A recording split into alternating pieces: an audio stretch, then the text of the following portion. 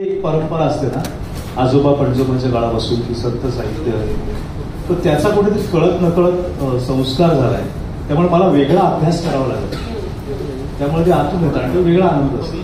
पण जर तुम्ही एक चित्रकार सुद्धा आहात आणि त्यामुळे मला हा प्रश्न विचारावासा वाटतो की नाही म्हटलं तरी आपण काही लिहित असतो किंवा व्यक्त होत असतो तेव्हा डोक्यामध्ये एक इमेज असते, काहीतरी आपल्याला वाटत असतं, काहीतरी कल्पना आपण करत असतो. तर जगात भारी पंढरीची वारी हे गाणं लिहिताना तुमच्या डोक्यात काही इमेजेस होत्या? इमेजेस होत्या, जसं माऊली माऊली बघितलं तर पूर्ण व्हिज्युअल आहे ती देखील कळस वगैरे. तसं मी संदीपला म्हटलं की वारीचं गाणं मी लिहिणार नाही असं त्याने अनेकदा फोन केला होता, कारण दरवर्षी वारी येते, दरवर्षी तुम्ही गाणं आणि तोचपणा येतो. पण ह्याने सांगितलं तू एकदा जाऊन माझ्या चॅनलवर बघ काय आहे ते. आणि मग मी त्याला फोन केला की तुझं वारीचं गाणं नाही, तुझं वारकऱ्यांचं गाणं आहे.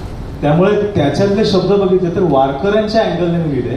बाकी गाण्यामध्ये कसं होतं, विठ्ठलाचं कौतुक असतं, विठ्ठलाबद्दल असतं, पंढरपूरबद्दल. इथे त्यातल्या छोट्या छोट्या ज्या घटना आहेत की आलाय सांगावा शेवटी आहे, तर ते काय करतात, ते भाकरी करतात, खाताना गजर चाललाय वगैरे, त्या सगळ्या गोष्टी त्यातून आल्यात. आणि म्हणून मी त्याला हो म्हटलं, कारण पुन्हा माझ्याकडून काहीतरी वेगळं होतं आणि त्यांच्यासाठी होतं, वारकऱ्यांसाठी. आणि त्याची परत दुसरी गंमत की विजयला 2च ओळी पाठवल्या होत्या. आणि विजय म्हणाला की मी चालत होतो, विजय म्हणाला झालं आता. मला वाटलं विजय 2-3-4 दिवस त्रास देणार नाही, कारण मी दुसऱ्या एका सिनेमाची गाणी करत होतो. साधारण 5-6 मिनिटात त्याचा फोन आला, मला वाटतं शब्द मिळाला, त्याने ते वाजवून दाखवलं मला, आता पुढच्या 2 लाईन द्या.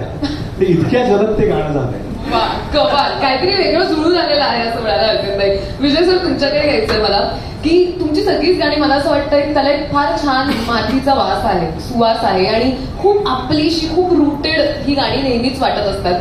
तर तुम्ही मला सांगा की हे गाणं करताना काय अनुभव होता? संदीप, मी घरीच आला संदीप की आपल्याला असं गाणं करायचं.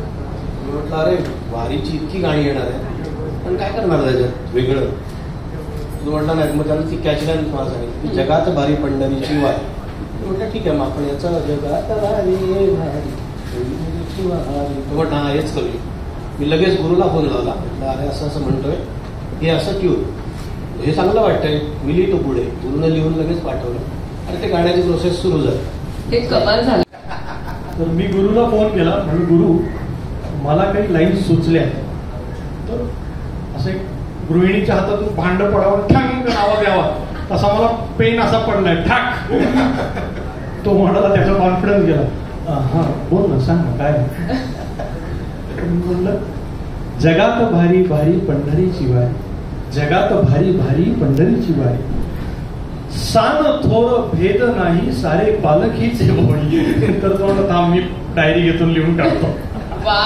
माझे शब्द मलाच ऐकवतोय. कमाल, छान चाललंय.